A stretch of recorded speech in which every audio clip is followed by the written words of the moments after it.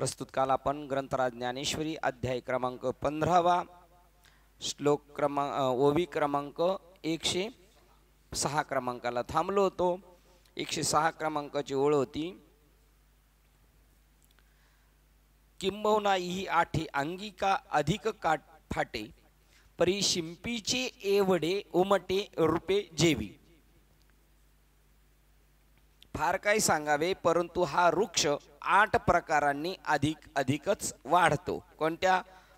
महत्त्व आणि मन बुद्धी अहंकार आणि पंचमहाभूतापासून, असं मन बुद्धी अहंकार आणि पंचमहाभूताचा समुदाय अशी अष्टदा प्रकृती ती या मायेपासून प्रपंचाच्या शेवटापर्यंतचा असीम विस्तार रूपाने तयार होते। बघा, प्रपंचाच्या शेवटच्या पर्यंतच्या असीम विस्तारा रूपाने, म्हणजे इकडे जर पाहिलं तर लोह तृण तृणू माती इथपर्यंत, आणि वरती पाहिलं तर विष्णू महेश ब्रह्म मोक्ष।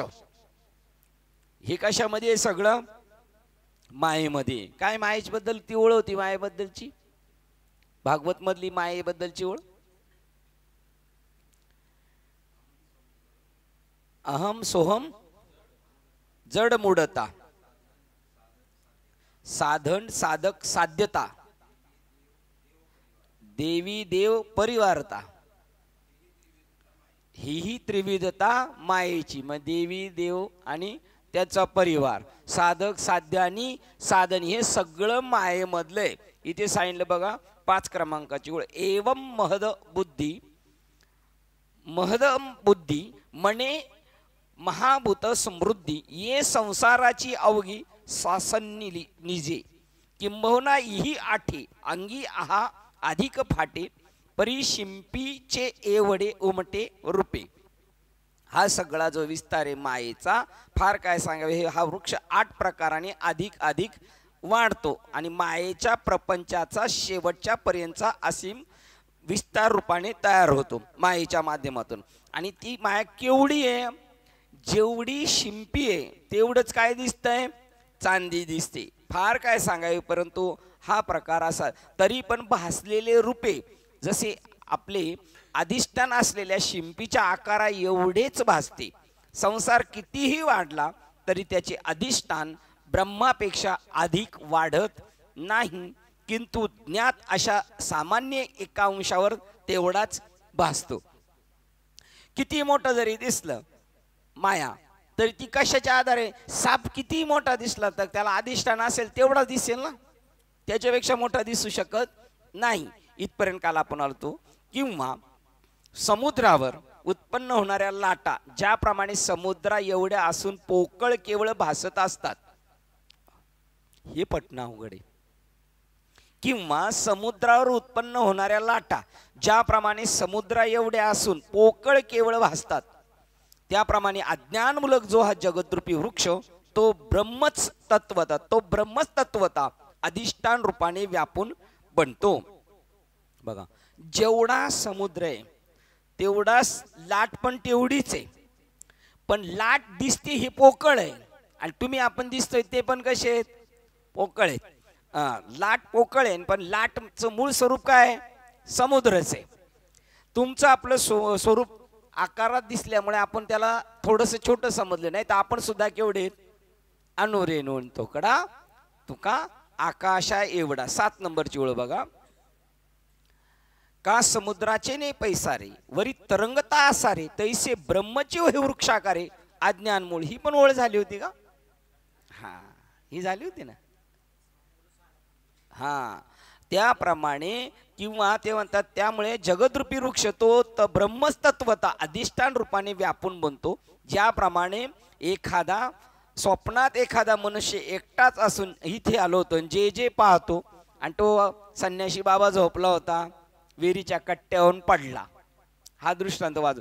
ज्याप्रमाणे स्वप्नात एखादा मनुष्य एकटाच असून जे काही पाहतो तो सर्व परिवार आपणच होतो, त्याप्रमाणे एकमेव जे ब्रह्म, त्याचाच हा सर्व संसार वृक्ष विस्तार आहे। पहा काय सांगितलं मग, अशी लाट सांगितली, अजून काय सांगितलं? इकडे या, इकडं बस झालं। काय उदाहरण दिलेलं होतं बघा, स्टार्ट टू इंट त्यांनी सांगितलं. माती, दगड, लोखंड पासून तर 3 देव आहे तिथपर्यंत हा सगळा विस्तार कशाचा आहे? मायेचा आहे. आणि माया तेवढीच आहे, जेवढं ब्रह्म आहे तेवढीच माया, तेवढीच ती तिचा विस्तार दाखवू शकते, त्याच्यापेक्षा अधिक दाखवू शकत नाही. उदाहरण दिलं, शिंपली जेवढी आहे तेवढीच काय दाखवते? चांदी दाखवते. त्याच्यानंतर दुसरा दृष्टांत तिथे फिरवला त्यांनी, समुद्रावर उत्पन्न होणाऱ्या लाटा ज्याप्रमाणे समुद्र एवढ्या असून पोकळ केवळ भासतात, तसं शिंपलीवर रजत हे काय फक्त भासतंय, तसं हे जगत हे फक्त भासतंय, खरं नाही. आणि खरं काय? ब्रह्म आहे. मग जगत भासतंय म्हणजे जगतामधले हे अरुण बाबा आहेत, हे अरुण बाबा भासतात म्हणजे खरे नाहीत का?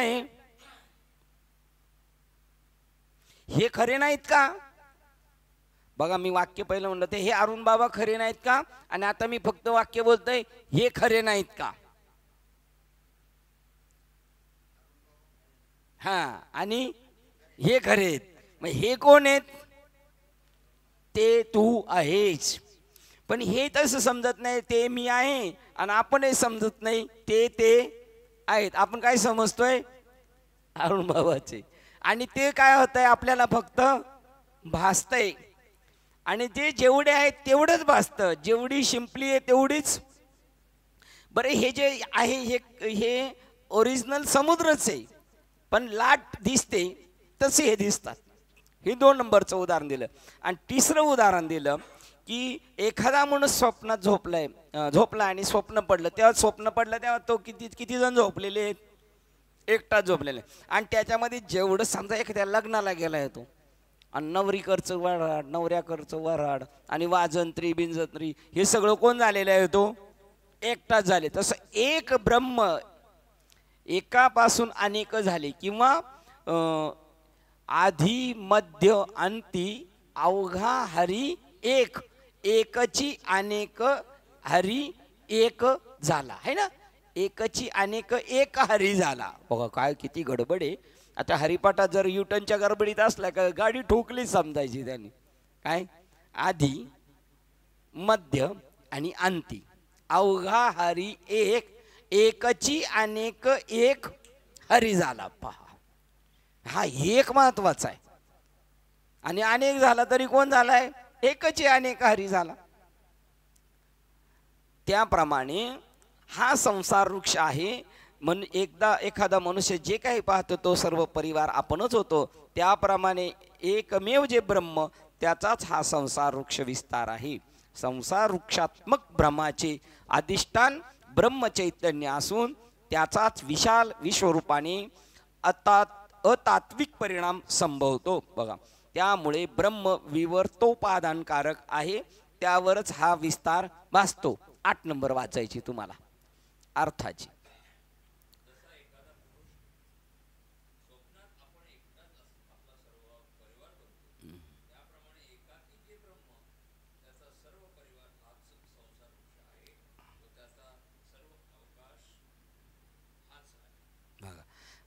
ही जे अवघड शब्द टाकल्यामुळे घोटाळा करते ना, सगळं तोच आहे आणि हा त्याचा सर्व विस्तार आहे. वाटलंच तर तुम्ही समजा 8 नंबरची ओळ बघा.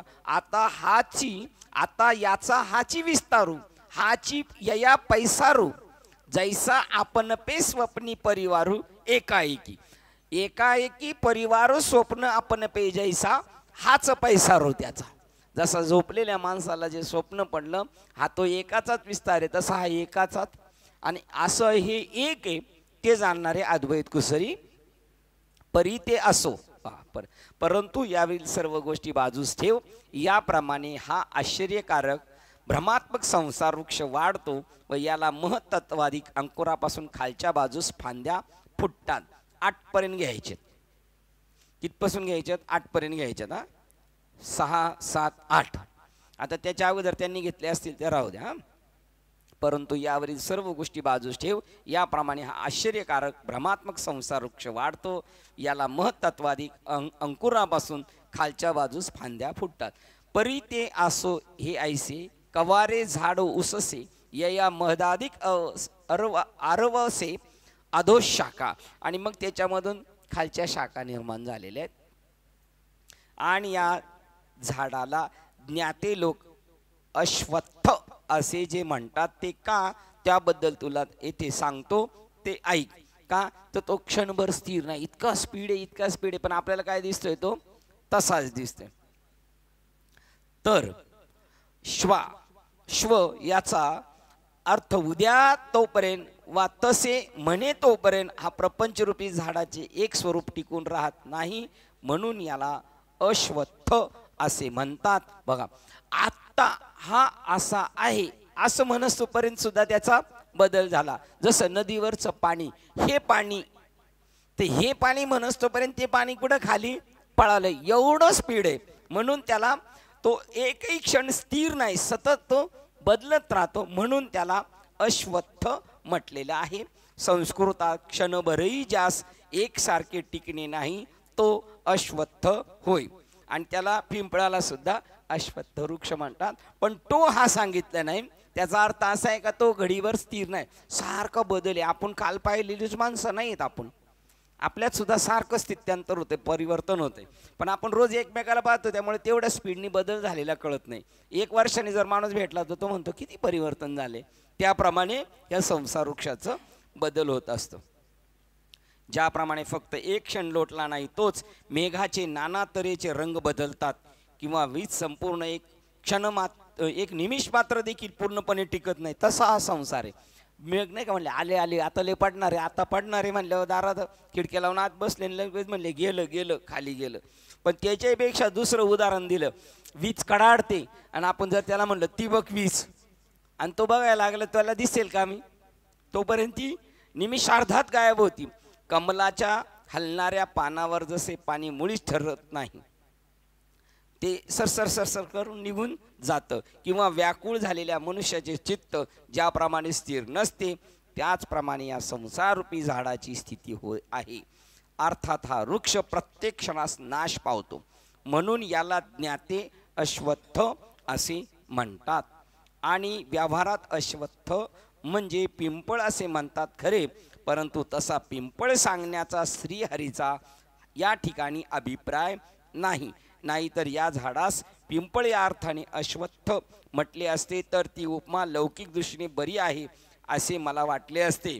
परंतु लौकिक अर्थ प्रतिपादन करण्याची मला काय करावायचे आहे, लौकिक अर्थ प्रतिपादन करण्याशी मला काय करावायचे आहे, म्हणून सध्या हा या संसार वृक्षासंबंधीचा अलौकिक व्याख्यान ग्रंथ ऐका.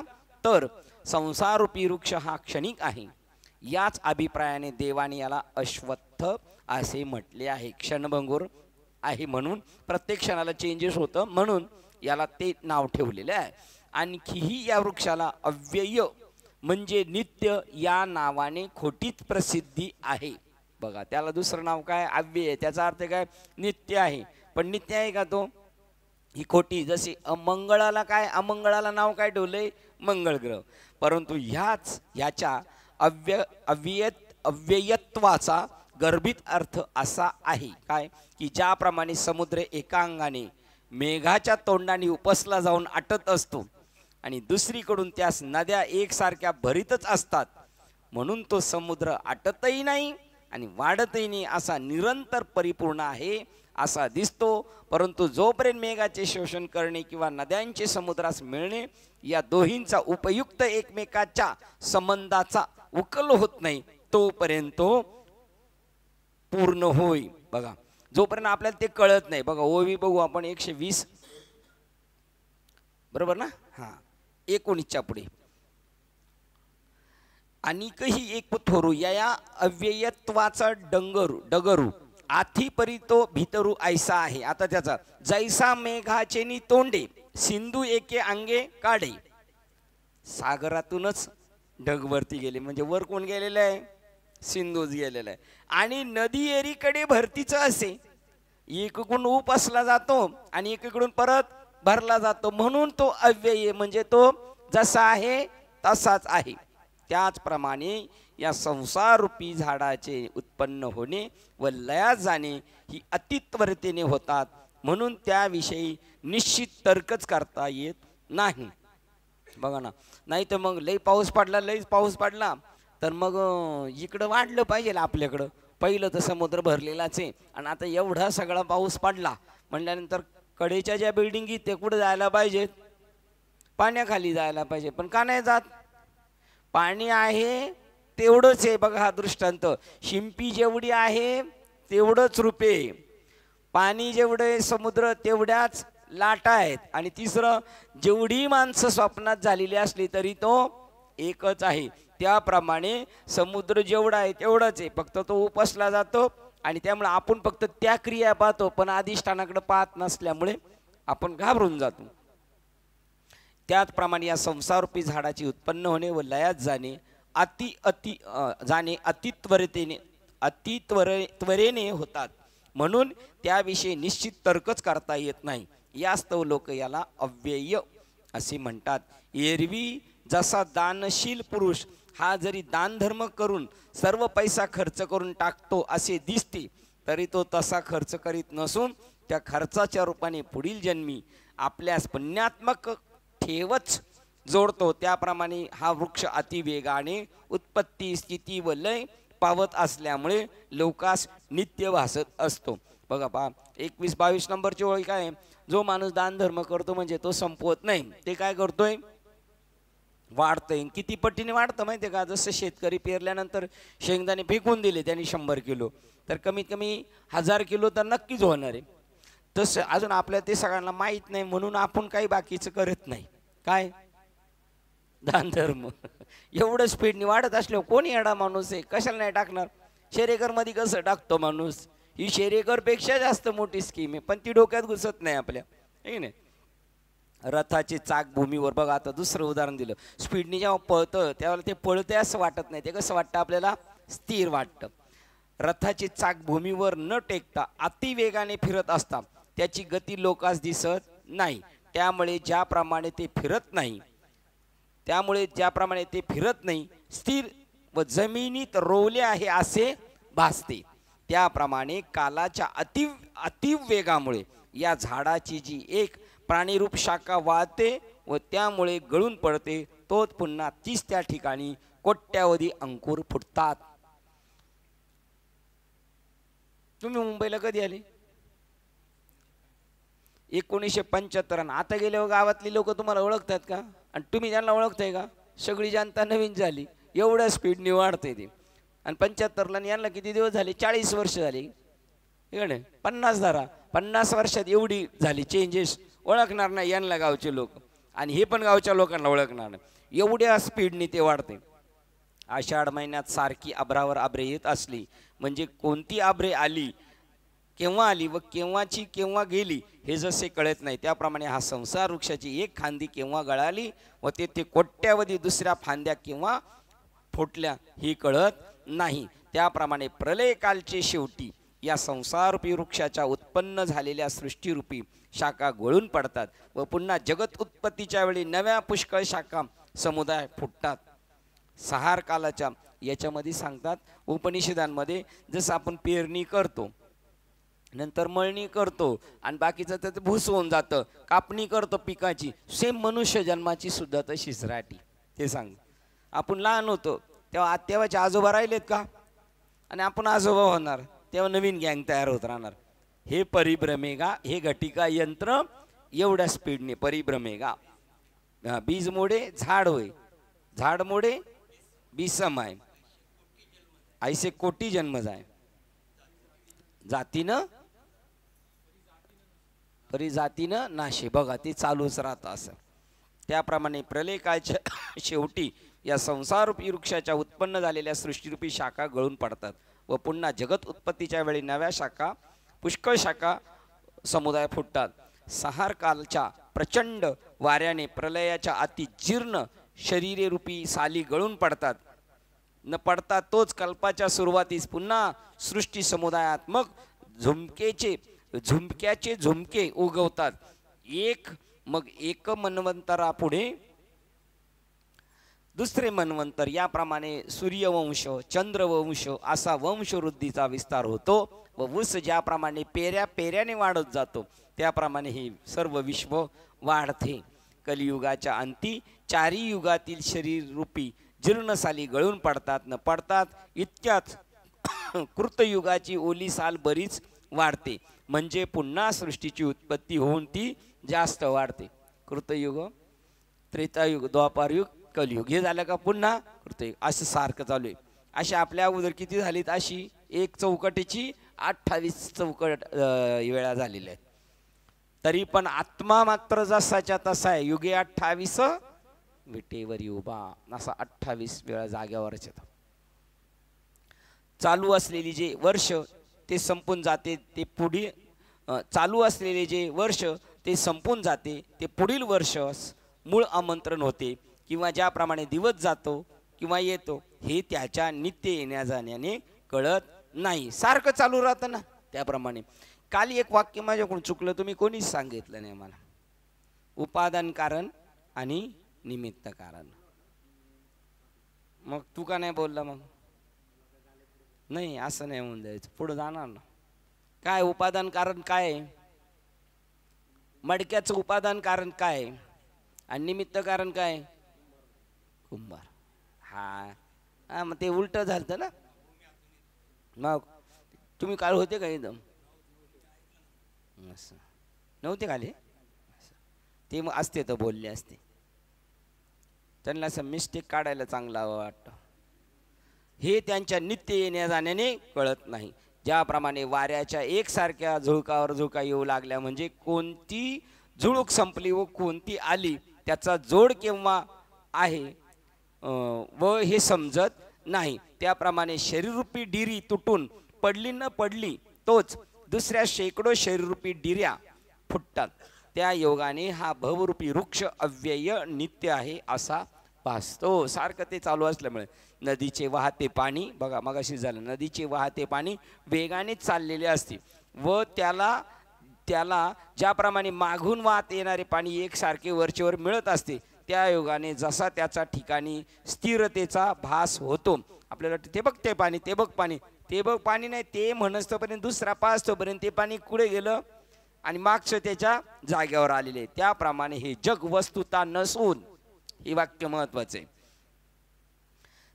पुढे नदीचे वाहते पाणी वेगाने चाललेले असते व त्याला ज्याप्रमाणे मागून वाहत येणारे पाणी एकसारखे वरचेवर मिळत असते, त्या योगाने जसा त्याच्या ठिकाणी स्थिरतेचा भास होतो, त्याप्रमाणे हे जग वस्तुता नसून अध्यस्त आहे असे मानले तरी ते नाशिवंत अस्थिर असून त्याला त्याचा वेग अतिशय न जाणता स्थिर असे समजतात. 33 जय वाचा 33.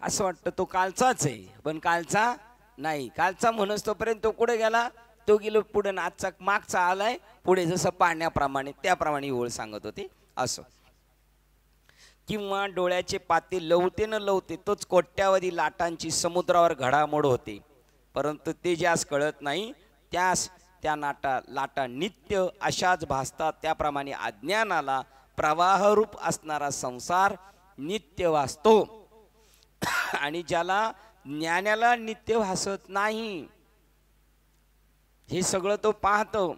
आणि हरिपाठात नाथबाबांच्या प्रमाणे एक तासा माझी कोटी वेळा सृष्टी होती जाती पाही तोची एक तो ज्ञान. होतं जातं, हे मनकल्पित होत राहतं जातं, पण तो म्हणतो मी स्थिर आहे जाग्यावर. आणि त्या अज्ञानी मात्र म्हणतो हे नित्य वाटतं त्याला, आणि हे त्याला काय वाटतं, भासलं जातं. कावळा आपले एकच बुबुळ एका क्षणात अतिवेगाने आपल्या दोन्ही डोळ्यात फिरवतो, आणि त्या योगाने त्याला एकच बुबुळ असतानाही दोन आहेत असे लोकास भ्रमाने भासते. किती स्पीड आहे, त्याला एकच डोळा आहे, ते डोळ्यांनी तो इकडून घडीत पाहतो तेवढ्यात तिकडं.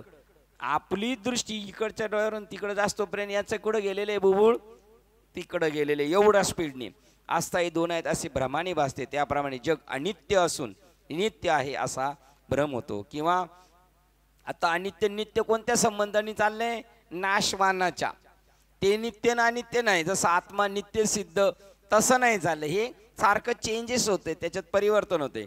किंवा भिंगोरी किंवा भोवरा अतिवेगाने फिरू लागला म्हणजे तो फिरत असून जमिनीवर चिटकून स्थिर आहे असा भास होतो, त्यास तो वेगातिशयच कारण आहे. त्याप्रमाणे हा जगाचा प्रकार आहे. भोवरा फिरत असला आणि उभा राहिला तर असं वाटतं स्थिर आहे, पण तो किती स्पीडने आहे. किंवा भिंगरी, त्याप्रमाणे हे एवढं जग स्पीडने फिरतंय, पण आपल्याला वाटते कालचंच आहे, जसं आहे तसंच आहे. हे पुष्कळ दाखले राहू दे, परंतु एखादा मनुष्य हातात कोलती घेऊन अंधारात आपल्या भोवती वेगाने फिरू लागला म्हणजे ती ज्याप्रमाणे अतिवेगामुळे मोठ्या अखंड चक्राच्या आकाराप्रमाणे स्थिर दिसते. सेम उदाहरण भागवतमध्ये असंच आहे, सेम पार. कोलती पुढे रस्सीच्या पुढे असा एक डोम केलाय आणि त्याला ते चिंध्या बांधून पेटवलं, आणि पेटवल्यानंतर ते जर असं फिरवत राहिलं तर काय दिसतंय, ते चक्राकार दिसतं, पण चक्राकार आहे का, नाही, तसं ते दिसतं. त्याप्रमाणे हा संसाररूपी वृक्ष नेहमी मोठ्या झपाट्याने नाश पावतो व उत्पन्न होतो. हे न समजल्यामुळे लोक वेडेपणाने यास नित्य मानतात. परंतु जो या संसाररूपी वृक्षाचा वेग पाहून हा क्षणिक आहे असे जाणतो व हा एका निमिषात कोट्यावधी वेळा उत्पन्न होतो व लय पावतो असे ज्यास ज्ञान असते. बघा, नाथबाबाचा आता हरिपाठ आला इथे, कोटी वेळा सृष्टी तो. आणि बघा, परंतु जो या संसाररूपी वृक्षाचा वेग पाहून हा क्षणिक आहे असे जाणतो व हा एका निमिषात कोट्यावधी वेळा उत्पन्न होतो व लय पावतो असे ज्यास ज्ञान असते. आणि याला अज्ञाना वाचून दुसरे मूळ कारण नाही व त्याचे अस्तित्व ही मिथ्याच आहे. याप्रमाणे जो या संसाररूपी वृक्षास मुळापासून शेवटपर्यंत पूर्णपणे क्षणिक रूपाने जाणतो. अर्जुना, मी सर्वज्ञ असून त्यालाच जाणता असे म्हणतो आणि वैदिक सिद्धांतालाही तोच पूज्य आहे. 41 पहा, यांनी याच्यावर मार्किंग करून ठेवलेले.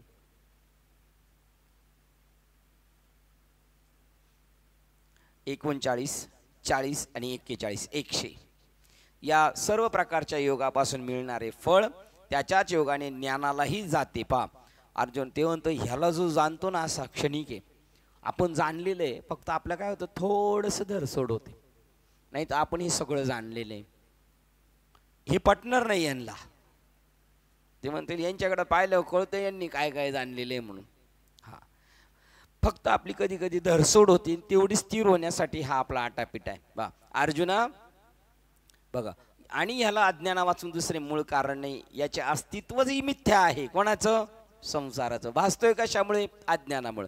दिसत असला तरी तो कसा आहे? मिथ्या आहे. याप्रमाणे जो या संसाररूपी वृक्षास मुळापासून तर शेवटपणे पूर्णपणे क्षणिक रूपाने जाणतो. मग माती, दगड, विटा इथपासून धरलं तर पार ब्रह्मदेव, विष्णू, महेश यांच्यापर्यंत तो क्षणिक जाणतो. हे बदलणार आहे प्रत्येक वेळेला. अर्जुना, मी सर्वज्ञ असून त्यालाच जाणता असे म्हणतो. कोण? देव कसे सर्वज्ञ, पण ते सर्वज्ञ कोणाला म्हणतात? हे जाणतो त्याला म्हणतात. देवाने तुमची आपली पूजा करावी एवढं आपण मोठे होणार नाही, आणि मोठे नाही असं नाही, कारण हे मोठे आणि छोटे या दोन्ही सापेक्ष कल्पना जर टाकल्या तर आपणच ते आहोत. ववळणं म्हणजे जाणणं म्हणजे काय? याला तेच म्हणायचं, याला तो हा विठ्ठल आणि तो हा माधव, तो आणि हा एकच आहे. अर्जुना, मी सर्वज्ञ असून त्याला जाणता असे म्हणतो आणि वैदिक सिद्धांतालाही तोच पूज्य आहे. मी त्याला जाणता म्हणतो आणि वैदिक सिद्धांत त्याला पूज्य मानतात. म्हणजे आपण तीर्थरूप पूज्य वडिलांस जसं म्हणतो ना पूजनीय, तसा तो पूजनीय आहे. सर्व प्रकारच्या योगापासून मिळणारे फळ त्याच्याच योगाने ज्ञानालाही जाते. ज्ञानालाही जाते. फार काय सांगावे, त्याच्याच योगाने ज्ञानालाही जगण्यास जीवन मिळते. 42 नंबर सुद्धा. कोणाला? हे सगळं फळ कोणाकडे जातं? ज्ञानाकडं. आणि हे जो जाणतो त्याच्यामुळे कोणाला किंमत आली? आता ज्ञानाला किंमत आली. जर कोणी जाणलंच नसतं तर ज्ञानाला तरी कोणी विचारलं असतं. हे पुष्कळ बोलणे असो, 42 पर्यंत घ्यायची. हे असो, पुष्कळ बोलणे असो, अशा प्रकारे हा संसाररूपी वृक्ष अनित्य आहे. प्रतिती मात्र सत्तावान आहे. बघा, असे ज्याने जाणले त्याचे कोणाच्याने वर्णन करवेल? 43. बघा, पुष्कळ बोलणे असो, अशा प्रकारे हा संसार वृक्ष अनित्य आहे जे दिसतंय ते. पण प्रतीती मात्र सत्तावान आहे असे ज्याने जाणले, पण ज्याच्यावर दिसतंय ती अनुभूती मात्र कशी आहे, आत्म्याची सत्य आहे असे ज्याने जाणले, त्याचे कोणाच्याने वर्णन करवेल? कोण त्याचं वर्णन करू शकतो? कोणीच करू शकत नाही. त्याच्या पुढे गप्प बसणं भाग पडतं. श्लोक क्रमांक 2 वाचतो. त्या संसार वृक्षाच्या शाखा मनुष्य लोकाच्या खाली वर पसरल्या आहेत. त्या सत्व रजव तम याच्या योगाने विशेष करून वाढलेल्या आहेत. विषय हेच त्या शाखांचे कोमल पल्लवांकुर आहेत. या मनुष्य शरीरात कर्मांना कारण होणारी वासनारूप मुळे खाली व वरही परंपरेने सतत पसरलेली आहेत. भावार्थ वाचतोय. मग याच प्रपंचरूपी वृक्षास खाली शाखा येऊन त्या जमिनीत जातात. शिवाय या संसार वृक्षास वरही सरळ शाखा उत्पन्न होतात व ज्या डहाळ्या खाली येतात त्यांना मूळ फुटून त्यास खालच्या बाजूस वेल वाढून पाणीही येतात. याप्रमाणे जे आरंभी म्हटले आहे तेच अधिक स्पष्ट करून सोप्या भाषेत सांगतो ऐक. तर या वृक्षाचे बलवान मूळ अज्ञान असून त्याच्यापासून महत्त्वाधिक अष्टदा प्रकृती तयार होऊन ज्ञानरूप किंवा वेदरूप मोठाली पाने उत्पन्न होतात. पण आधी या झाडाच्या बुडापासून स्वेदज, जारज, उद्बीज व अंडज अशा 4 मोठाल्या फांद्या फुटतात. यापैकी एक खाणी रूप फांदी बळावली म्हणजे त्याच्या मुळापासून एकंदर मिळून 84 लक्ष योनिरूप फांद्या फुटतात व त्यावेळी जीवरूपी फांदीस पुष्कळ फाटे फुटतात. या 4 खाणी रूप सरळ फांद्यांपासून ज्या आणखी सृष्टीरूपी डहाळ्या आडव्या माळेसारख्या फुटतात त्या निरनिराळ्या जाती होत. मग स्त्री, पुरुष व नपुसक असे व्यक्तीचे भेदरूपी घोष उत्पन्न होऊन त्या विषयाच्या अंगभूत अशा विकारभराने एकमेकावर आदळतात. ज्याप्रमाणे वर्षा काळ हा आकाशामध्ये नवीन मेघ उत्पन्न होणाऱ्या रूपाने पसरतो, त्याप्रमाणे अज्ञानामुळे पुष्कळ जातीच्या यच्च यावत आकाररूपी वेली उत्पन्न होऊन विस्तार पावतात. मग बघा, हा नसलेला संसार आहे, रश्शीवरचा साप आहे. मग त्या रश्शीवर परत कल्पना, ही नाग आहे का नागिन आहे का नपुसक आहे, हे की नाही, ह्या सुद्धा काय आहेत, कल्पना आहेत. आणि अशा होऊन त्या विषयाच्या अंगभूत अशा विकाराने एकमेकावर आदळतात. ज्याप्रमाणे वर्षा काळ हा आकाशामध्ये नवीन मेघ उत्पन्न होणाऱ्या रूपाने पसरतो, त्याप्रमाणे अज्ञानामुळे पुष्कळ जातीच्या यच्च यावत आकाररूपी वेली उत्पन्न होऊन विस्तार पावतात. मग गुणक्षोभरूपी वारे सुटल्यावर फांद्या आपल्या अंगभाराने लवून एकमेकात गुंततात.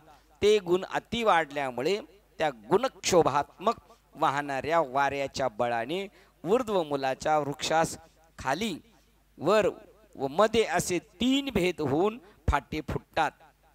त्याप्रमाणे रजोगुणाची झुळूक सुटून ती अधिक जोराने वाहू लागल्यावर मनुष्य जातीरूपी शाखाही जोराने वाढतात. त्या शाखा वरही नसतात व खालीही नसतात. त्या शाखा मध्येच मृत्यूलोकी 4 वर्णाच्या 4 आडव्या फांद्या दाटीने फुटतात. त्या फांद्यास विधिनिषेधरूपी कोवळे पाने असलेली वेदवाक्ये ही डोलती असलेली पालवी नित्य अपूर्व शोभा वाढते. मधी मनुष्य शाखा आहेत आणि विधिनिषेध कोणाला आहेत, मनुष्याला आहे का इतर प्राण्यांना आहेत, नाही. आणि अर्थ व काम याच्या जोराने विस्तार होऊन इहलोकीच्या क्षणिक भोग्य सुखाचे कोंब वाढतात. नंतर प्रवृत्ती मार्ग वाढावा व लोभात्मक हेतूने शुभाशुभ कर्माचे किती फाटे फुटतात हे समजत नाही. हे सगळं वर्णन खऱ्याचं चाललंय का खोट्याचं चाललंय? आणि आपण वावरतोय ते खोट्यात वावरतोय का खऱ्यात? वावरत असताना पक्क माहिती नाही खोटे का खरे, पक्क माहिती आहे काय खोटच आहे, मग मग मग पक्क आहे एकदम, मग बरोबर चाललं. त्याप्रमाणे मग खोट्यामध्ये चिडाचिड होती का काही? शांत झालं, चिडचिड शांत झाली. चिडाचिड होत नाही, हर्ष नाही होत, विषाद नाही होत, हे की नाही. खोट्या खोट्यात काय रागवायचे. त्याप्रमाणे कर्मभोगाचा क्षय झाला म्हणजे मागली देहरूपी शुष्क काष्टे खाली गळून पडतात. तोच पुढे दुसरीकडे नव्या देहाचे फाटे फुटतात आणि निसर्गता आकर्षक अशा शब्दाधिक पंचविषयाच्या साह्याने सुशोभित होऊन म्हणजे इच्छा उत्पन्न होऊन विषयरूपी नवी नवी पाने नित्य येतात. म्हातारी जातात तरणी येतात आणि नवीन नवीन विषय. याप्रमाणे रजगुणाचा मोठा प्रचंड वारा सुटल्यामुळे मनुष्यरूपी शाखांचे समुदाय ज्या ठिकाणी वाढतात त्याला या वृक्षाचे ठिकाणी मनुष्यलोक म्हणण्याचा प्रघात आहे. मध्यभागी येत म्हणून मनुष्यलोक, वरती गेलं का स्वर्गलोक आहे का नाही, आणि खाली गेले की पाताळ लोक. त्याच प्रमाणे हा रजगुण रूपी वारा क्षणभर वाहण्याचा थांबल्यावर तमोगुणी भयंकर वारा मोठ्या सपाट्याने वाहू लागतो. मग याच मनुष्यरूपी शाखांना खालच्या बाजूस वाईट वासनारूपी लहान फांद्या उत्पन्न होऊन कुकर्माच्या डहाळ्या फुटू लागतात. अप्रवृत्तीचे निषिद्ध मार्गाचे बळकट सरळ सोट निघून त्यात प्रमादरूपी पाने पाला व डहाळ्या उत्पन्न करीत फुटतात. ऋग्वेद, यजुर्वेद व सामवेद यांच्यातील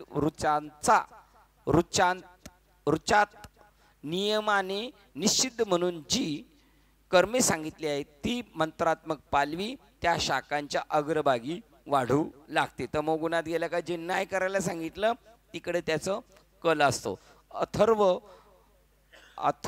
अथर्वर्ण वेदात जे जारण मारण सांगितले आहे व ज्यात परपीडा ही मुख्य धरली आहे अशा 3 पानांचा वासनारूपी वेल अति पसरतो. मग तो तमोगुण ती अभ्यास शिकवतो, दुसऱ्याला त्रास, जारण मारण. नंतर वाईट कर्माची तळातील मुळे मोठी होतात आणि त्यामुळे जन्मरूपी शाखा पुढे पुढे धाव घेतात. ती अधम योनी प्राप्त होते. मग पुढचा जन्म स्पीडनी अजून खाली असा जातो. त्याच्यात चित्र दाखवलं. त्या वाईट कर्माला तमोगुणामुळे भुलून गेल्यामुळे त्या कर्मभ्रष्टाला चांडाळाधिक नीच योनीचा मोठा फाटा फुटून तशात कर्मभ्रष्टाचे जातीत जन्मावे लागते. बघा, तो अजून खाली जाणार. पशु, पक्षी, डुक्कर, वाघ, विंचू, सर्प याप्रमाणे आडव्या फांद्याही फुटतात.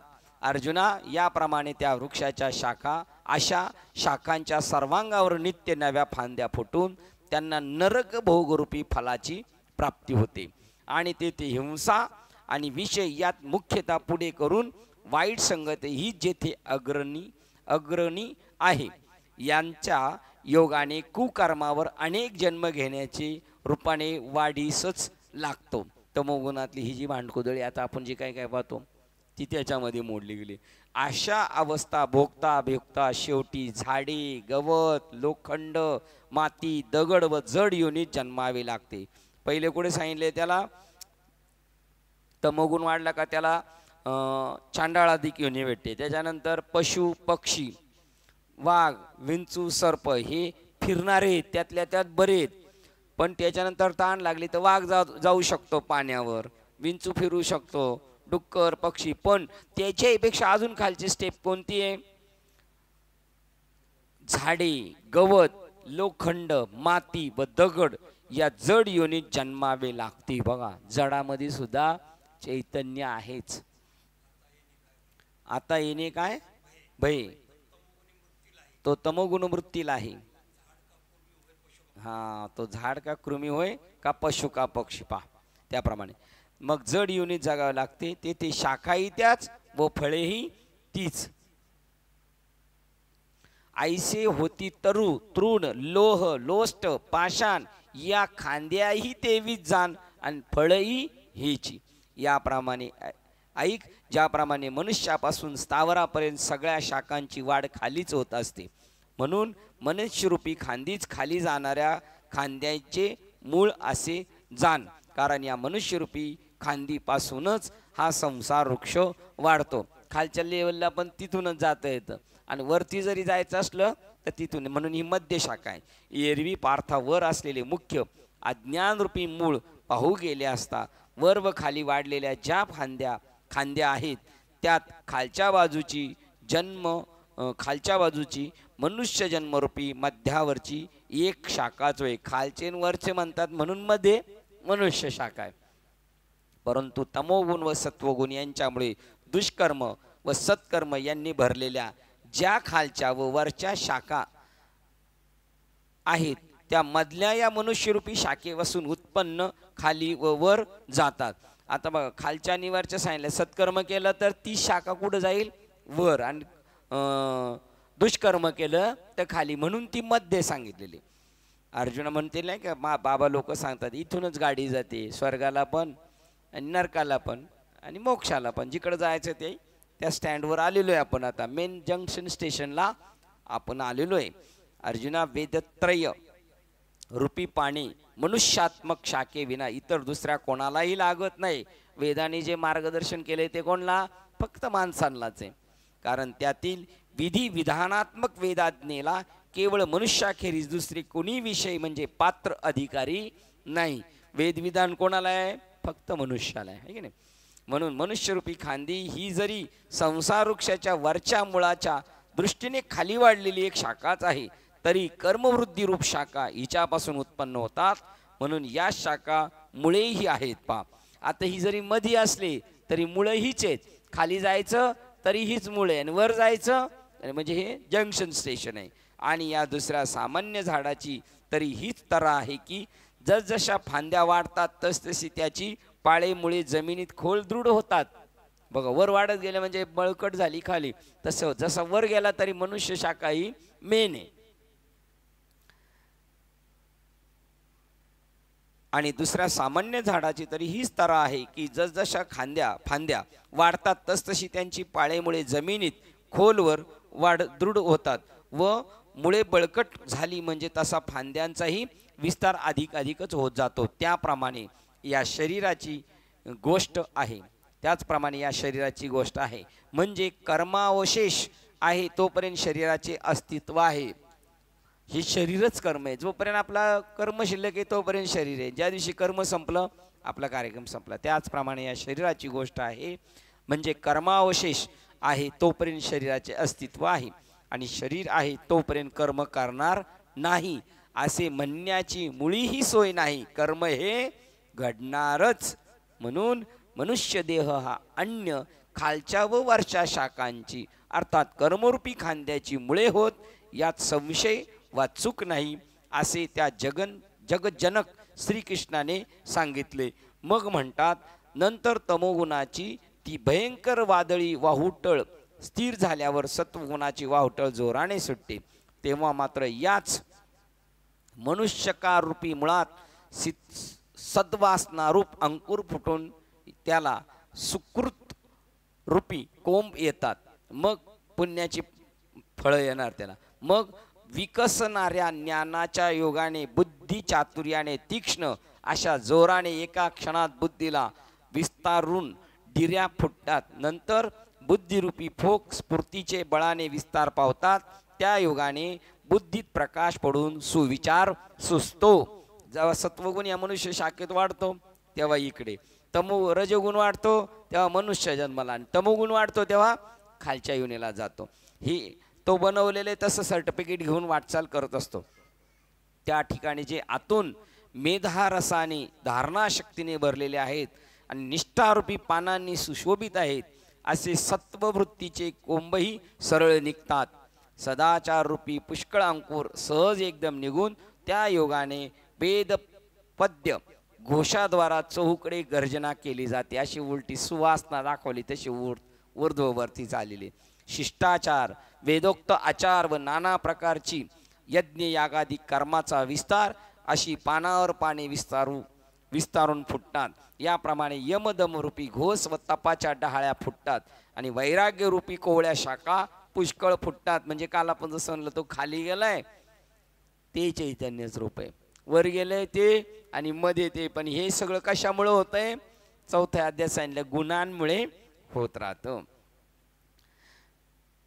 याप्रमाणे यमदम रूपी घोष व तपाच्या डहाळ्या फुटतात आणि वैराग्य रूपी कोवळ्या शाखा फुटतात. मग विशिष्ट व्रताचे फोक धैर्याच्या तीक्ष्ण अंकुराच्या अनुकुच्या फुटून उत्पत्तीच्या योगाने वर टोक असलेले वाढत उंच जातात आणि मग सात्विकता निर्माण झाल्यानंतर वेदाने सांगितल्याप्रमाणे मग चांगली वृत्ती सत्कर्म करता करता करता त्याची स्थिती अशी पुढे पुढे, आणि जेवढं वैराग्य असेल तेवढा तेवढा वर जाणार. आता मग तो तिथून गेल्यानंतर पुढे जाऊन बसेल, पितृलोकाला जाऊन थांबेल, ऋषी लोकांना, विद्याधर, चंद्र, रवी, स्वर्ग असा वर वर जाणार. आणि जिथं वैराग्य बस बस आता आता वैराग्य नाही, आधी इथे बरं वाटते का, तिथं थांबला का अटकला. आणि सगळ्यात वैराग्यवान आहे भगवान शंकर, मग ती शेवटची फांदी आहे. आणि त्याच्याही पुढे सनकादिक आहे, याच्यात आम्हाला काय घेणं देणं नाही. उत्पत्तीच्या योगाने वर टोके असलेले वाढत वाढत उंच जातात. श्रेष्ठ व्रतचरणाने वरचेवर उत्तम जन्म लाभतात, मागच्यापेक्षा पुढचा, मग त्याच्या पुढे त्याच्या पुढे त्याच्या पुढे मध्य, जशी खाली खाली जातो तसा वर पण स्टेप बाय स्टेप. मध्यंतरी मनुष्यरूपी बघा ना, त्याचे सांगितलं 100 यज्ञ केले तर कोण होतो, तो स्वर्गाला जातो. 100 ब्राह्मण कर्मामध्ये ब्रह्मकर्म केली, 100 ब्राह्मण कर्म, तर तो कोण होतो, ब्रह्मदेव. म्हणजे त्याची प्रगती प्रगती प्रगती, मग अशी जशी अधोगती अधोगती दाखवली तशी त्याची ऊर्ध्वगती. मध्यंतरी मनुष्यरूपी शाखांमध्ये वेदरूपी दाट पाणी फुटून त्या योगाने सत्वरूपी प्रचंड वारा वाहत आहे. तोपर्यंत सुविद्येचा झडझडाट वाजतो, म्हणजे चोहकडे प्रचार आणि प्रसार होतो त्या याचा. मग जेव्हा धर्मरूपी एक सरळ वाढलेली शाखा दिसते व तिला स्वर्गाधिक फळांनी युक्त अशा आडफांद्या फुटतात. बघा आता इथपर्यंत वैराग्याने पुढे पुढे चालला, सुविद्येचा झडझडाट वाजतो, मग चोहकडे प्रचार आणि प्रसार होतो त्याचा. आणि नंतर पुढे गेल्यानंतर अजून थोडा पुढे जायला पाहिजे ना, चांगला माणूस व्हायला लागला चांगला, आणि मग तो कुठंतरी गुंतला जातो. मग काय होतं, मग जेव्हा धर्मरूपी एक सरळ वाढलेली शाखा दिसते पण व तिला स्वर्गाधिक फळांनी युक्त अशा आडफांद्या फुटतात. बघा आता ती वर चालली, इकडे स्वर्गाकडे गेली 193, बघा इथे 193 बरोबर होईल. दुसरी उपरती रूप रंगाने लाल तेजस्वी शाखा फुटून तिला धर्म व मोक्षरूपी नित्य नवी पालवी फुटून ती वाढतच राहते. मग ती काही एक पुढत जाते आणि काही स्वर्गाच्या तिथे थांबते. पुढे याच धर्मशाखेला रवी चंद्र इत्यादी श्रेष्ठ श्रेष्ठ ग्रह व पित्तर ऋषी विद्याधर एतद्रूप आणखी आडव्या फांद्या विस्तारून फुटतात. मग त्याचा विस्तार असेल वर जायचं ना, तो या झाला फाटा बाधिकेचा. कोणाला, स्वर्गाधिक लोकांना, विद्याधरांना, ऋषींना, इंद्र चंद्र हे कुठे गेलेत, आड मार्गाला गेलेत, आड फाटा, तो या झाला फाटा. या शाखांचे नि उंच अशा दुसऱ्या बऱ्याच शाखा फुटून त्यांना इंद्राधिक लोकरूपी पुष्कळ फळे येतात व त्यामुळे त्यांची बुडे झाकली जातात.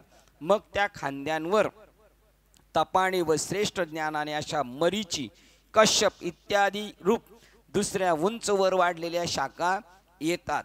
अशा प्रकारे शाखोपशाखी वरचेवर शाखांचा वरच्या बाजूस अधिक अधिक विस्तार होऊन हा वृक्ष बुडाशी लहान असूनही वर शेंड्यास मोठाली फळे येत असल्यामुळे हा थोर आहे. त्यावरही आणखी ज्या दुसऱ्या फांद्या येतात त्यास फलभारही येतो. अर्थात त्यांना अर्जुना ब्रह्मदेव शिव पर्यंत अनुकुचितार कोंब फुटतात. बघा आता याच्यावर पुढे गेले का कोण झाले हे, मग त्याच्यावरती गेलं ब्रह्मदेव आणि शिव होणार. या शाखांना इतकी फळे येतात की त्या फळांचा भार वरच्या बाजूस सहन न होऊन त्या फांद्या लवतात व पुन्हा खाली मुळाशी येऊन टेकतात. इतर सामान्य झाडाची अशी स्थिती असते की ज्या फांद्या पुष्कळ फळांनी लगडलेल्या असतात त्या वाकून पुन्हा बुडाकडे येऊ लागतात. त्याप्रमाणे हा संसाररूपी वृक्ष ज्या ठिकाणाहून विस्तारासह उत्पन्न होतं त्याच मुळाशी वाढणाऱ्या ज्ञानाच्या योगाने पुन्हा लवून टेकत असतो. म्हणून ब्रह्मदेव व शिव यांच्या पलीकडे जीवास वाढणे नाही. तिथपर्यंत त्यांची ओढ आहे, तिथपर्यंत जायचं, तिथपर्यंत. तिथं गेले का ते थांबले, म्हणजे तिथंच थांबले, त्याच्या पुढे ते जात नाही. तेथून पुढे वरती केवळ शुद्ध ब्रह्म असते. परंतु ते तूर्त असू दे, कारण इकडं सांगायचे सगळी भोकाडी दाखवायची आहे की नाही. परंतु ते तूर्त असू दे. या ब्रह्मादिक शाखा फांद्या किती वाढल्या असल्या तरी ऊर्ध्व मूळ अधिष्ठान जे ब्रह्म त्याची बरोबरी करू शकत नाही. कोण? हे ब्रह्मदेवानी कोण सांगितले? शिव. ते तिथपर्यंत पोहोचले तर तिथं जाऊन थांबले. ते त्याच्यावरती मोक्ष आणि त्याच्यावरती ब्रह्म. आणखी काही निवृत्ती मार्गाच्या वरच्या सनकादिक नावांच्या प्रसिद्ध शाखा आहेत. त्या फळात कार्याध्यासात व मुळात कारणाध्यासात न सापडता ब्रह्मरूपीच भरलेले आहेत. बघा, कारणातही सापडत नाहीत आणि कार्यात सुद्धा सापडत नाहीत. ते सनकादिक संत. तुम्ही सनकादिक संत या बंगाला बघा प्रवेश इकडून आहे. याप्रमाणे मनुष्य रूप खांदीपासून तो थेट वरच्या बाजूस ज्या ब्रह्मदेव रूप शेवटच्या फांद्या आहेत त्या तेथपर्यंत चांगल्या उंच वाढत जातात. पार्था, ब्रह्मदेवादी रूप ज्या वरच्या उंच फांद्या आहेत त्यास मनुष्य रूपत्वच खांदीच मूळ कारण असून त्यापासूनच उत्पन्न झाले आहेत. म्हणून तिला मनुष्यत्व रूप खांदीस आम्ही वरच्या खांदीच्या खालची मुळे आहेत असे म्हणलेत. ते जरी तिकडं पोहोचलेत ब्रह्मदेव विष्णू महेश किंवा समजा सनकादिक काही तिकडे पोहोचले, ते कुठून गेलेत? मनुष्य जन्मातून. म्हणून स्वर्गीच्या अमरीचित आती त्यांनी जर स्वर्गावरून ठरवलं तसंच थोडं वरती जाऊ तर तसं नाही जाता येत. परत तिकडं नो एंट्री आहे. परत काय करायचं? यू टर्न मारून परत खाली यायचं आणि खालून मग वर जायचं. आता हे ते तुम्ही माहिती का, आपण ते कोडं होतं घ्यायचो हातात चौकोनी, त्याच्यामध्ये आतमध्ये ते 2-3 बॉल असतात छोटे छोटे मनी, ते असे असे करायचे सगळे एकत्र. सगळे 3 गेले, 4 गेले, 5वा न्यायचं म्हटल्यावर काय होतं ते सगळे परत बाहेर येतात. तसं आपण ठरवून जाऊ शकत नाही की नाही. आम्ही वरच्या खालच्या फांदीचे मुळे आहेत असे म्हटले आहेत मनुष्यरूप. याप्रमाणे जो हा अलौकिक संसारूपी वृक्ष की जो ऊर्ध्वमूल असून ज्याला खाली आणि वर अशा शाखा फुटलेल्या आहेत त्याचे वर्णन तुला सांगितले. याप्रमाणे या झाडाला ही अशी खालची व वरची मुळे असून याविषयी सर्व विवेचन तुला स्पष्ट सांगितले. आता असा जो हा बळकट वृक्ष संसार वृक्ष तो कोणत्या उपायाने उपटून टाकता येतो ते ऐक. नाही तर एवढं हे उपटून टाकायचं म्हणून सांगितलंय हा सगळा. नाही तर एक तरी ओवी अनुभवावी. कितीपासून? दुसरा श्लोक चालू झाल्यापासून 44 144 पासून 209 पर्यंत अनुभवावी नाही. ती अनुभवून पूर्णपणे आपली काय झालेली आहे? फजिती झालेली, निश्चिती झालेली. आता याच्यातून सुटण्यासाठी या सांगितलेले आहेत आहे की नाही. आता श्लोक क्रमांक 3 पाहूया. आधी एवढं डेंजर संसार वृक्ष तोडायचा कसा काय? या संसारात असलेल्या प्राण्यांना या संसार वृक्षाचे रूप ते असे वर्णिले आहे तसे उपलब्ध नाही. या संसारात असलेल्या प्राण्यांना या संसार वृक्षाचे रूप तेथे असे वर्णिले आहे तसे उपलब्ध होत नाही.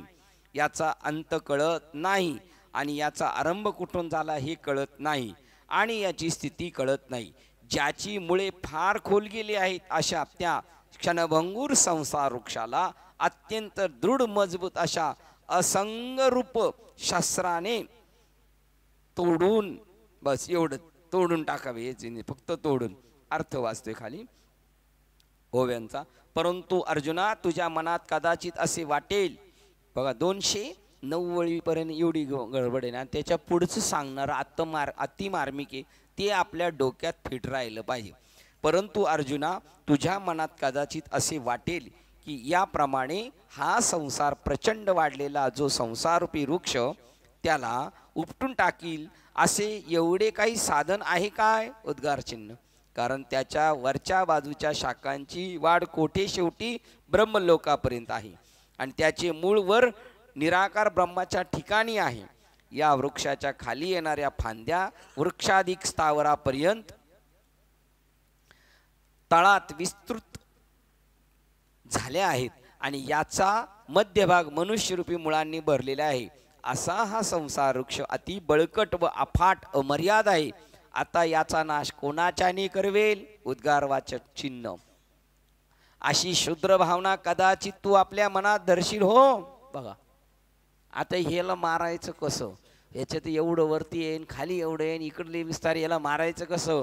म्हणजे हा अफाट वृक्ष आहे, अफाट वृक्ष आहे आणि अजून काय सांगितले? अमर्याद आहे आणि याला मारायचं कसं तर तू असा शुद्र विचार करशील, म्हणजे याला मारणं शुद्र विचार आहे. हा, शुद्रच विचार आहे आणि तेवढा मोठा आहे म्हणून जिंकावा संसार. हे बघ, तर हा वृक्ष उपटून टाकण्याचा बघा परत मागे जा. असा संसार वृक्ष अति बळकट व अफाट अमर्याद आहे. आता याचा नाश कोणाच्याने करवेल? उद्गारवाचे चिन्ह. मोठमोठे बाबांच्याने होईल की नाही? नाही होणार. बाबांच्या नाही म्हणजे आपण घरी जायचं गपचूप आहे की नाही? की नाही? अशी शुद्र भावना कदाचित तू आपले मनात धरशील हो, पण तशी धरू नकोस, कारण हे आहेच नाही, खोटे आहे सगळं. तर हे बघ, हा वृक्ष उपटून टाकण्याचा उद्देश असेल तर याला उपटून टाकण्यास श्रम ते कसले आहेत? शाबास, तो म्हणेल समोरचं एवढं आहे आणि मग तो परत उपटून टाकायला श्रम काय लागणार? नाही लागणार. तर नाहीतच तर उपटून टाकण्यास श्रम ते कसले आहेत? उद्गारवाचक. तर नाहीतच सकारात्मक, नाहीतच श्रम, काहीच नाही. अरे लहान मुलाला जो बागुलबुवा दाखवतात तेव्हा त्याची भीती घालवण्याकरता त्यास हाकून देशोधडीस लावण्यास दुसऱ्या देशात का घालवावा लागतो? त्याला मारून दुसरीकडे पाठवावं लागेल का? कोणला? बागुलबुवाला. मग काय करायचं? आहे का नाही बागुलबुवा? नाहीये. तर मग संसार वृक्ष आहे का नाही? बागुलबुवा नाहीये हे पटकन सांगू, पण संसार वृक्ष आज तो शेजारी जो इकडं घुसत चाललाय त्याचं काय? तू तिकडं घुस मग आणि हो दे तुझं वाटोळ. म्हणजे बागुलबुवा नाही हे पटल, पण संसार वृक्ष तोय पटल. पण दुसरा जर आपलं घेऊन जायला लागला मग नाही पटायचं. त्याला जर आपण म्हणलं, आपलं जर एखादं काही घेऊन चालला वस्तू घरातून, तर न्यायचं, त्याला म्हणायचं न्यायचं ते न्यावला, खोटंचे खोटंचे, म्हणजे त्याला राग येऊन अजून पटकून आपल्याला आणि मारील मात्र खरं. देशोधडीस लावणाऱ्या दुसऱ्या देशात का घालावा लागतो? आकाशात ढगाचे आकृतीत दिसणारे किल्ले काय पाडावे लागतात? तसेच सशाच्या शिंगास काय मोडावे लागते का? सशाच्या शिंगात मोडावं लागत नाही? मग ते दिसतंय ते काय नाही. अरे आकाशात मुळात फूल असावे तर मग ते तोडावे. पण तसे आकाशात का सशास आणि आकाशास बरोबर, आकाशात फूल असावे आणि मग ते तोडावे, पण ते मुळी नाहीच, मग तोडण्याचे श्रम कसले? आकाशात फुले का?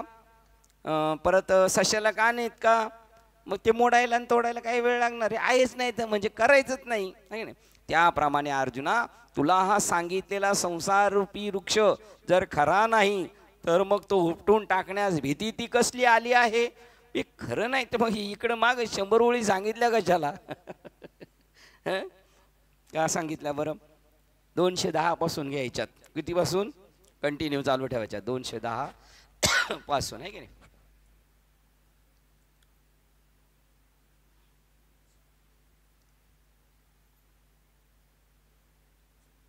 पण 210 ला आलो ना आपण? 210 ला का 20 ला आलो? 220 ला आलो है ना? नाही. हा, त्याप्रमाणे अर्जुना, तुला सांगितलेला संसारूपी वृक्ष जर खरा नाही तर मग तो उपटून टाकण्यास भीती ती कसली आली आहे?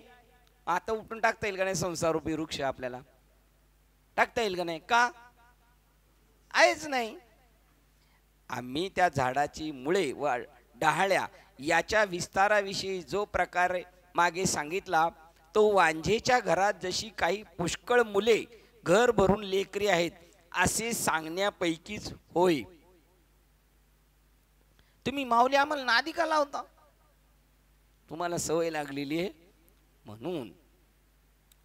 स्वप्नात ज्या व्यवहाराविषयी आपण भाषणे बडबडी करतो त्याचा जागे झाल्यावर काही खरेपणा प्रत्यास येतो का? म्हणजे ताप का देते आपल्याला? आहे का काही? पण ताप देते ना. त्याप्रमाणे या संसारूपी वृक्षाची पोकळ कहाणी म्हणजे स्वप्नाचे सक्के जुळे भावंडच होय. ज्याला जिंकाय निघालो आपण ते पुनरुपी जननम पुनरुपी मनोरंजन, किती रूपे किती वेळा जन्मा यावे, किती व्हावे, हे खरं आहे. कधी देह भासमाने भ्रांती असं वाटेल तेव्हा.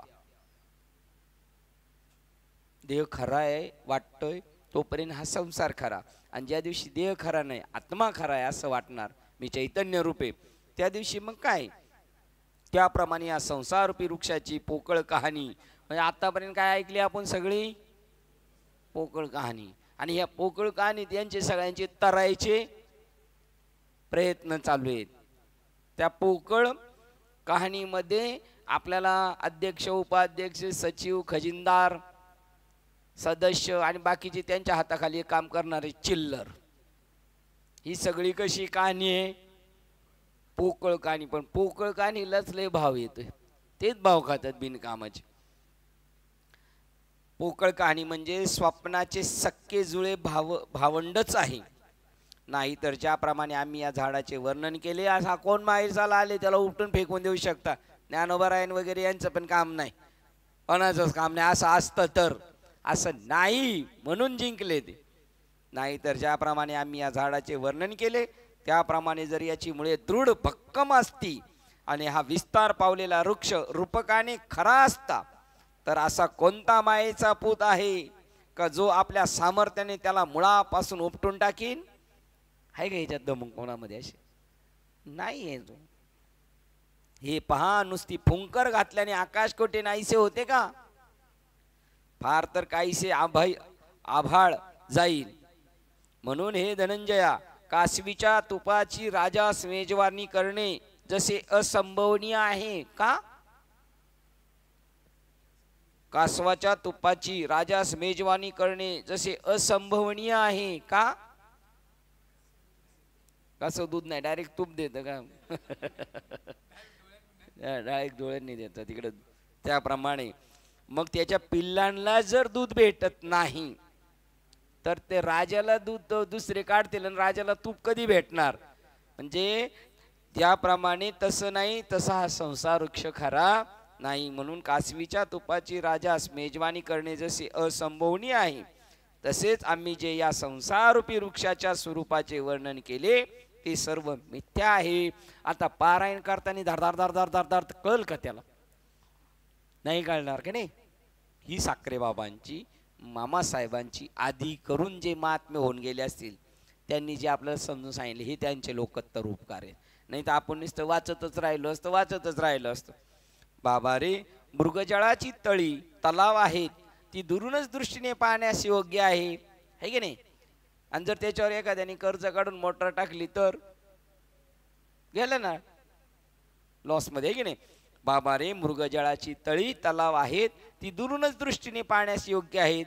त्याखेरीज त्याच्या पाण्यावर तुला किंवा कोणालाही कधी साळी केळी लावता येतील का? का नाही लावता यायच्या? पाणीच नाही. अगोदर या संसार वृक्षाचे मूळ अज्ञान हे जर मिथ्या आहे तर मग त्यापासून होणारे त्याचे कार्य ते केवढे म्हणजे काय किमतीचे सत्य असणार? मग कसलं टेन्शन? टेन्शन खरं आहे का हा खरा आहे? घेणारा खरा आहे. आणि घेणारा खरा आहे पण त्यालाही खोटा बाज झालाय, मी जीव आहे. मग खोट्याला खोट्याचा त्रास होते. आता काय टेन्शन राहिलंय आपल्याला? यांनी सगळं क्लिअर करून सांगितलं. आता काय टेन्शन राहिले? बिलकुल नाही. अगोदर हा संसार वृक्षाचे मूळ अज्ञान हे जर मिथ्या आहे तर मग यापासून होणारे त्याचे कार्य ते केवढे म्हणजे काय किमतीचे सत्य असणार? म्हणून संसार वृक्ष हा सर्वथैव मिथ्याच आहे, खरा नाही. आणि या वृक्षाला अंत नाही असे जे काही म्हणणे आहे तेही एका प्रकारे खरेच आहे समज. अरे, एवढा मिथ्या असून तो खरा नाही याचा अंत लागत नाही. बरोबर, आडाण्याला कधीच अंत लागणार नाही, ज्ञानाला कधी सापडणारच नाही तो. तर जोपर्यंत मनुष्यात जागृती येत नाही तोपर्यंत निद्रेला कोठे अंत शेवट आहे काय? किंवा रात्र सरली नाही तोपर्यंत त्याच्या आधी उजाडत नाही. बघा 25 नंबरची ओळख आहे. तरी प्रबोध जव नोहे तव निद्रे काय अंतू आहे. प्रबोध म्हणजे काय? आपल्याला दिलेले शब्द. प्रबोध म्हणजे लख उजाडणे. तसं जोपर्यंत लख उजाडत नाही म्हणजे झोपेतून जाग होणे. प्रबोध या शब्दाचा दुसरा अर्थ आहे जाग होणे झोपलेल्या माणसाला. तरी प्रबोध जो आपला माणूस म्हणाल ना, समोर त्याला जर चिडवायचं म्हणलं तरी प्रबोध जवळ नोहे. तुला अनुग्रह प्रबोध माहितीये का? नाही. तव निद्रे ती काय अंतू आहे. हो की रात्री न सरे तव न पाहे तया राते.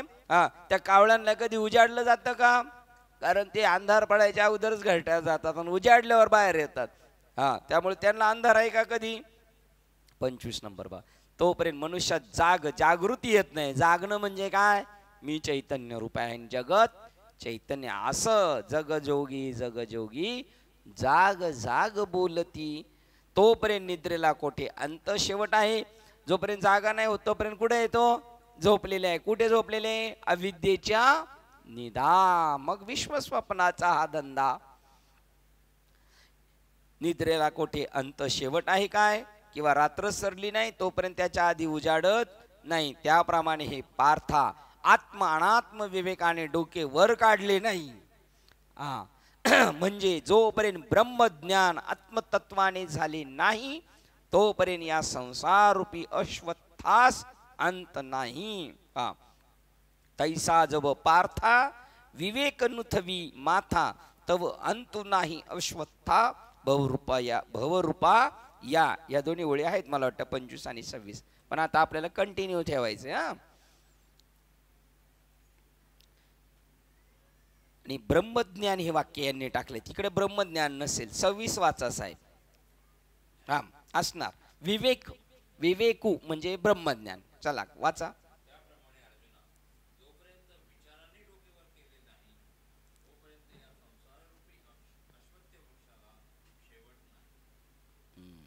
बरोबर. ब्रह्मज्ञान नाही ना, शब्द नाही बघा इथे यांनी ब्रह्मज्ञान टाकले. आत्मानात्म विवेक यांनी सांगितलंय. आणि विवेकचा दुसरा अर्थ आहे विवेक कशाने निर्माण होणार? ब्रह्मज्ञानाने. त्याप्रमाणे पार्था आत्मानात्म विवेकाने डोकेवर काढले नाही. म्हणजे जोपर्यंत ब्रह्मज्ञान आत्मत्वाने झाले नाही. आपल्याला ब्रह्मज्ञान झालंय पण आत्मत्वाने झालेलं नाही. त्यामुळं भांडणं तणणं माझं तुझं चालू आहे. ज्याला ब्रह्मज्ञान नाही झालं त्याला बी ममतेच्या लवड सवडी. आणि ज्याला ब्रह्मज्ञान झालं त्याला बी ममतेच्या लवड सवडी. म्हणून मातेनं पावती बापुडी. तोपर्यंत फक्त ते जन्म मरणाची दुथडी डवळी ठेले आणि इथं या संसारात डवळाडवळ करत बसलेत. फक्त एवढंच लॉस आहे यांचं. या संसारात ढवळाढवळ केल्यावर आनंद भेटणार नाही. आनंद जर घ्यायचा असेल तर सगळ्यांकडे जगामध्ये ब्रह्मस्वरूपाने पाहायचं तर आनंद. आणि त्याला पार घेऊ आपण. नाही तर जर आपल्याला ज्ञानही भेटून जर आपण ज्ञान दिले दिवा दिलाय पण काही दिसत नाही तो विजला काय उपयोग आहे? त्याला दिवा मिळून उपयोगाचं नाही. तसं ज्ञान भेटलंय पण वस्तू दिसत नाही. ब्रह्मज्ञान भेटलं पण वस्तू दावीत नाही तर आम्ही त्याला ज्ञान झालं म्हणून समजत नाही. तैसे ज्ञान दाविल अशी जी वस्तू आहे ते जर दिसत नसेल तर आम्ही त्याला ज्ञान लाभू झाला हे मानणार नाही. ज्ञान लाभू असं वाक्य देत. अरे जोपर्यंत वाहणारा वारा जागच्या जागी स्थिर राहिला नाही तोपर्यंत समुद्रावरील लाटांना तरंगते शेवट नाही असेच म्हणावे लागते. ऐसे बोधा आलेनी ज्ञानी जरी ज्ञेय न दिसे म्हणे तरी ज्ञान लाभून झाला म्हणे साता. खरोखर ज्ञानाचा लाभ झालेला नाही.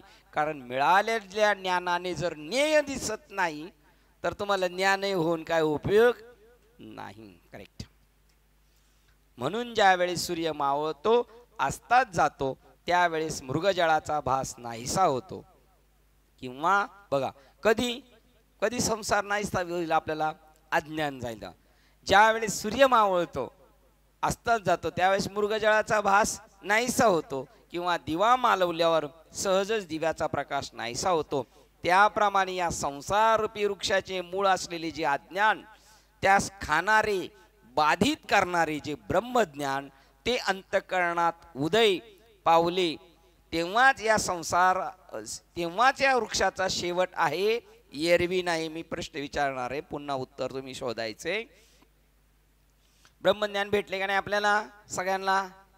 संसार वृक्ष का फेल ठरत नाही, खोटा ठरत नाही, त्याचं उत्तर याच्यात येणार आहे, ते सांगायचं कोणतं आहे ते. त्याप्रमाणे या संसाररूपी वृक्षाचे मूळ असलेले जे अज्ञान, त्यास खाणारे बाधित करणारे जे ब्रह्मज्ञान ते अंतःकरणात उदय पावले तेव्हाच या वृक्षाचा शेवट आहे, एरवी नाही. केव्हा ब्रह्मज्ञान मिळाले? ब्रह्मज्ञान नुसते मिळाले नाही का, मग अंतःकरणात विस्तार बहुप्रगटे आत्मबोधाचा. तेव्हाच जर ते अंतःकरणात अभिव्यक्त नाही झालं तर इकडून ऐकलं आणि इकडून गेलं निघून, म्हणायला फक्त हा नामधारक आहे असं. तर ते बाबा एक आपले म्हणतात नामधारक नाही, तो नामधारी आहे, नामधारक नाही. काय नुसता नामधारी आहे की नाही. त्याप्रमाणे संसार वृक्ष अनादी आहे असे जे लोक म्हणतात त्यांचं बरोबर आहे, कारण त्यांच्या विचाराने अजून डोकं वर काढलेलं नाही. त्यांच्यासाठी संसार वृक्ष फार डेंजर आहे. हा संसार फार डेंजर. या संसारात भल्या भल्यांना संसाराने भल्या भल्यांना नागवलेला आहे. हा संसार फार डेंजर आहे. आता हे वाक्य खरं आहे? खरं नाही, पण चटके मात्र अजून भासतं ना. नाहीच वाटलं बाय काही झालं काहीही होऊ, जरी हे आकाशवर पडत आहे तरी आहेच कुठं, आकाश कुठं पडत असते का? आणि आकाश कुठं नाही, आकाश के नाही.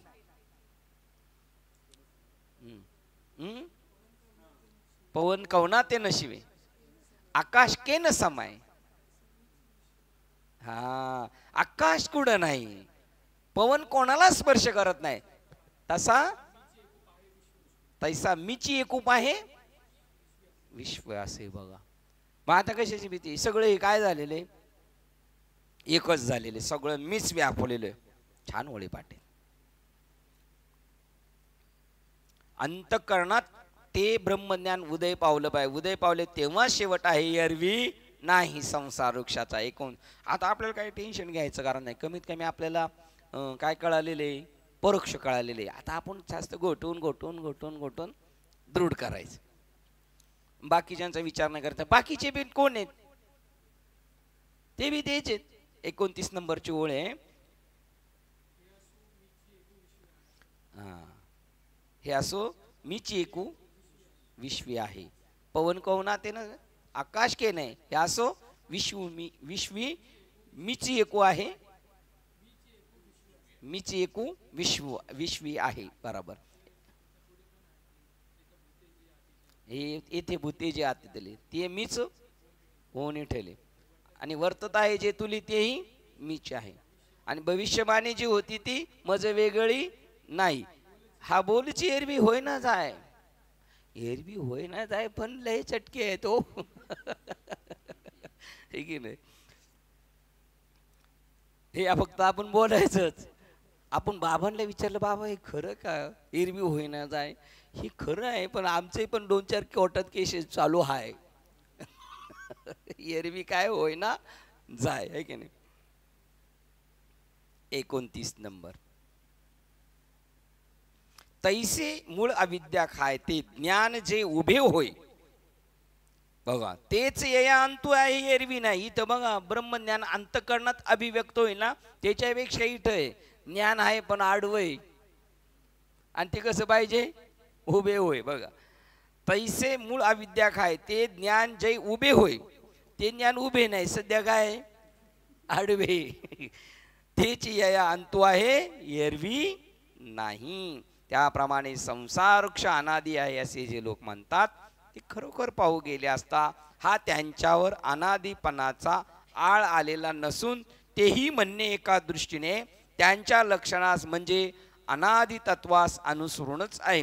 हे म्हणतात ना, ठीक आहे, कारण संसार वृक्षाच्या ठिकाणी जर मुळी तत्वता खरेपणाच नाही, म्हणजे जो मुळातच स्वरूपाने नाही, तर मग त्याचा आरंभ कसा व कोण होईल, त्याचं सुरुवातच नाही. त्याला मारायचं म्हणायला पहिलं तो असला पाहिजे ना, बागुलबुवाला मारायला बागुलबुवा असला पाहिजे. मग संसाराला मारणं अवघड नाही, कारण आहेच नाही म्हणून. आता आहेच नाही म्हणून आपल्याला बोलायला सुद्धा भीती वाटते. आहेच नाही कसं म्हणायचं, म्हणून तो त्याला मारणं अवघड नाही, आहे नाही म्हणून. असता तर मारणं अवघड होतं. जो खरोखर सत्य रूपाने एखाद्या ठिकाणाहून कोठून तरी उत्पन्न होतो त्याला आधी उत्पत्ती आहे हे म्हणणे योग्य आहे व शोभते. पण जो वस्तुता स्वरूपी करून नाहीच त्याला आधी आरंभ कोठून, आणि ज्याला आरंभ नाही त्याचा शेवटही होत नाही. व कोणापासून असणार बघा, कुठून असणार आणि कोठपर्यंत. म्हणून ज्याला जन्म वा अस्तित्व नाही त्याची आई कोण म्हणून सांगावी. त्या लेकराचं त्यात जन्मच नाही झाला, त्याची आई कोण सांगावी. यास्तव हा संसार वृक्ष नाहीपणाने म्हणजे अभाव रूपाने अनादी आहे असे म्हटले. इतकेच आहे म्हणतात, पण अभाव रूपाने वास्तविक नाही. बघा कसं नाही. अरे वांझेच्या मुलाची जन्मपत्रिका कोठून असणार. त्याप्रमाणे आकाशात निळा रंग निळी जमीन आहे अशी कल्पना कशी करता येईल. अर्जुना, आकाशाच्या फुलाचा देठ कोणी तोडावा. म्हणून ज्या संसारूपी वृक्षास स्वरूपे करून अस्तित्वच नाही त्या संसाराला मुलारंभ कुठून असणार. ज्याचा स्टार्टच नाही, ज्याचा इंडच नाही, त्याचा स्टार्ट कुठून असणार. याप्रमाणे घटोत्पत्तीच्या पूर्वी असणारा घटाचा नाहीपणा प्रागभाव कोणी निर्माण केल्या वाचून अनादी आहेच आहे. बघा, घट उत्पत्तीच्या पूर्वी तो आकाश आतमधली पोकळे ती कशी, ज्याप्रमाणे घट उत्पत्तीच्या पूर्वी असणारा घटाचा नाहीपणा प्रागभाव कोणी निर्माण केल्या वाचून अनादी आहेच आहे. त्याप्रमाणे संसार वृक्षाचे मूळ जी माया तिच्यासह वर्तमान हा संसार वृक्ष नाहीपणानेच अनादी आहे असे जाण. बघा, माया नाही आणि संसार वृक्ष पण कसा आहे, अनादीपणाने नाही आहे असे जाण. नाहीपणानेच अनादी आहे, अनादी आहे पण कसा, नाहीपणा. अर्जुना, अशा रीतीने हा भावरूपी, अशा रीतीने हा अभावरूपी आहे.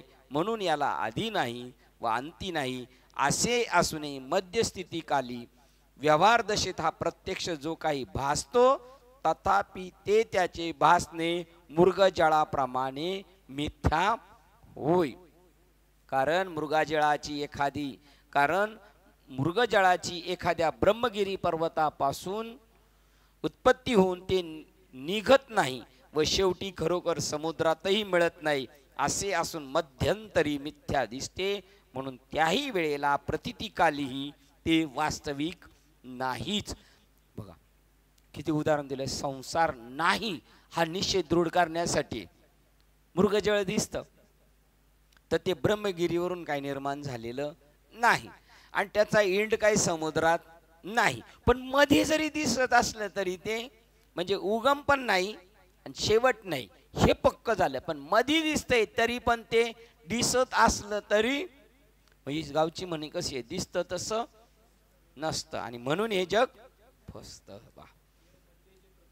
येत मध्ये जे प्रतिभासे हे निद्रिताचे स्वप्न जैसे तैसा आकारू हा मायावशी सत्स्वरूपी. अध्याय 2 सांख्य योग. हे मध्ये जे प्रतिभासे ते निद्रिताचे स्वप्न जैसे. थांबूया आपण. प्रतीतकाली जे मध्ये दिसतंय ते सुद्धा स्वप्नवत आहे. क्षणिक एवढा निश्चय करायचा आहे आपल्याला. हा निश्चय जर दृढ केला ना ब्रह्मज्ञान झटकन वाढत. हे दिसतंय हे खोटं आहे, हे खरं नाही, दिसतंय हे खोटं आहे आणि खरं जे आहे ते मी, लगेच लवकर दृढ होऊ शकतं. म्हणून हा अध्याय याच्यासाठी खर्च केलेला आहे. ग्रंथराज ज्ञानेश्वरी अध्याय क्रमांक 15 आणि ओवी क्रमांक 200 का, हां 238ला थांबतोय. उद्या आपल्या संकष्टी निमित्ताने साई गणेश मंदिरमध्ये हरिभक्तपरायण प्रतिभा प्रज्ञाताई शेनकर यांचं कीर्तन आहे. त्यामुळे उद्याच्याच दिवस सुट्टी. परवा परत नित्यनियमाने आपली 7 ते 8:30 ज्ञानेश्वरी असणार. झालेली सेवा हृदयस्थ सद्गुरू सच्चिदानंद श्रीपाद बाबा रामदास बाबा अधिष्ठान ज्ञानेश्वरी संत मालिका तसेच तुम्हा संत वृंदांच्या चरणावर सेवा समर्पित करून सेवेला इथे पूर्ण विराम देऊया. पुंडलिक वरदेव हरी विठ्ठल श्री ज्ञानदेव तुकाराम पंढरीनाथ भगवान की जय. माऊली ज्ञानेश्वर महाराज की. जगद्गुरु संत तुकाराम महाराज. शांती ब्रह्म एकनाथ महाराज.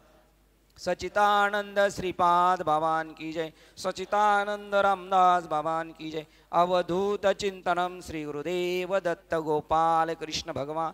बोलो रे भाई सब संतन की जय. गणपती बाप्पा. आता विश्वात्मके देवे ये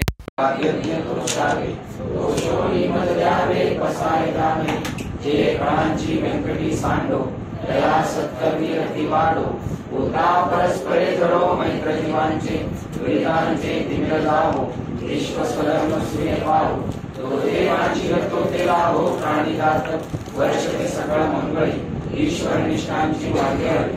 अनवरत भूमंडळी भेट तुला होता तुमचे आरव. केतना चिंतामणीचे गाव बोलते जरणव पियुषांचे चंद्रमेचे आवांचन.